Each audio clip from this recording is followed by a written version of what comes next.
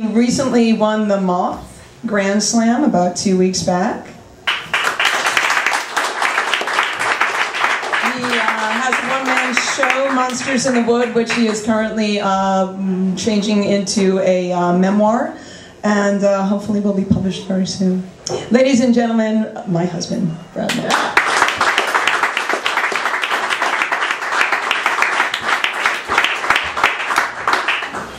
Before I begin, I should say that now, whenever she sees a stuffed animal on the sidewalk, all I can think is bed bugs.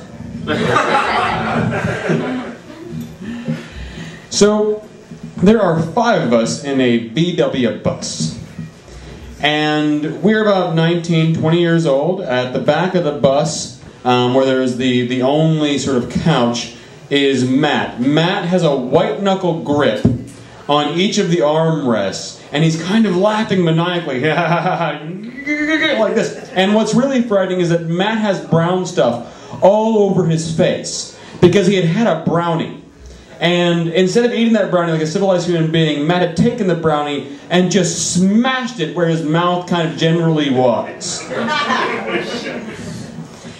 I, meanwhile, am doing laps in the center area of the bus, which there's not actually enough room to get a good run going, so I'm kind of just hitting one foot, turning, hitting the other foot, turning, hitting the other foot, and and my other friend Kenny is sort of holed up against the back of the driver's seat with his knees up, looking at me doing this, going, you should, I'm not, you should stop, stop, you shouldn't do, and we're on the interstate.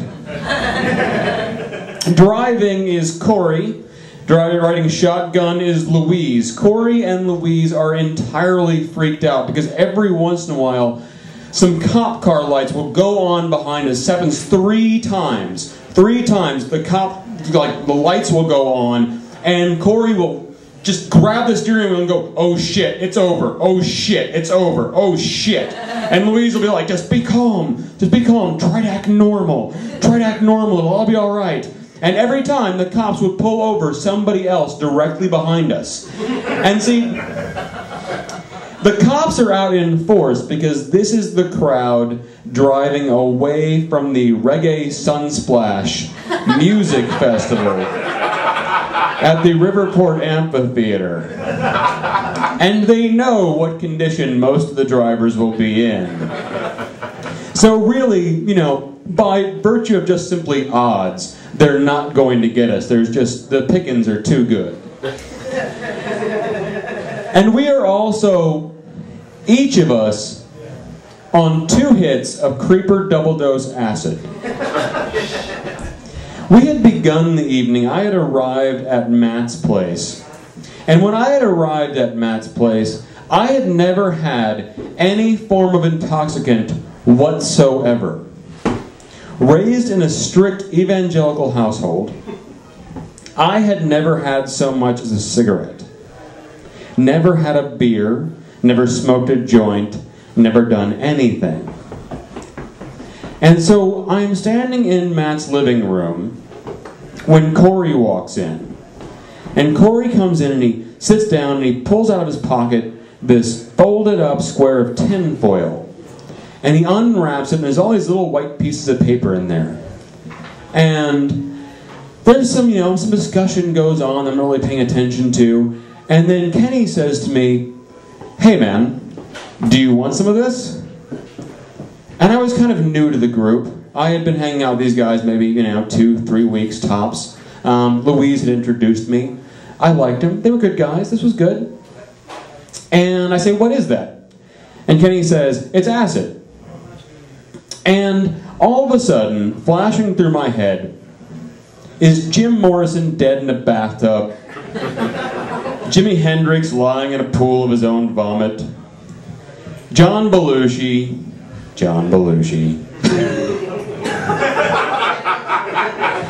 and I go, no man, I'm kind of broke right now. Figuring that I've never had drugs, never bought drugs, I kind of figure that this is going to be, expense will kind of get me out of this. And Kenny says, I got you covered, because it's like $2 a hit. And so this time, Kenny says this, and my excuse is out the window, and I look at Kenny, and again, Jim Morrison in the bathtub, Jimi Hendrix in his vomit, John Belushi, and all of a sudden I realize that I'm 19 years old. And at this point, by the time they were 19, every single one of those people was a shitload cooler than I was. And had done a lot more. And they kind of had a lot more going for them. When they dropped dead, it's because they had lived a shitload of life already and it was fine. Fine. And I looked at them and I go, yeah, alright, let's do that. At which point, Corey pops up with something kind of worrisome. Well, I got this from some deadheads on the side of the road.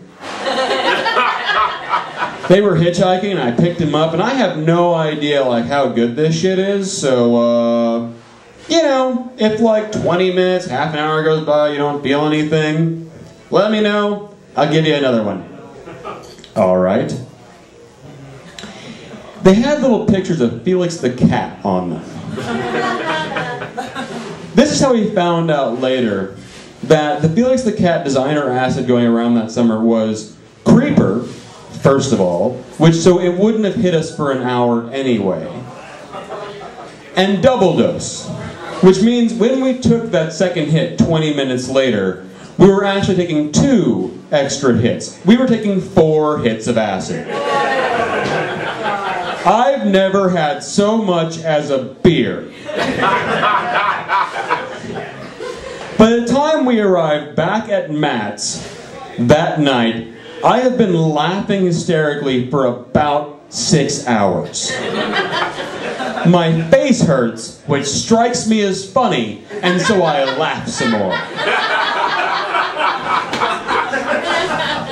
It is around this time that we corner Louise because it has suddenly occurred to us that Louise is the only girl in the group and we have questions. We all want to know, what does it feel like to be a girl? I mean, you know, sex, because there's something inside you. What is that? What's that like? What does that feel like? And the boobs. You gotta carry this around all the time. And Louise had boobs. And we're like, oh, yeah, they have what? How does that, what's the weight like? Does he have to balance that back? Do you have to kind of lean into that? How does it work? How does it work? You cantilever yourself? How does this go on? And Louise is like literally in a corner and she looks at us and she goes, you are freaking me out. Stop it! And she gets up and she runs off to the bathroom and shuts the door. And I look at Kenny and Kenny looks at me and I'm pretty sure that when Kenny says this, he's referring to the Louise situation. And he looks at me and he goes, what are we gonna do? And I grab him by the shirt and I lean in and I go, this every single day for the rest of our lives. Thank you.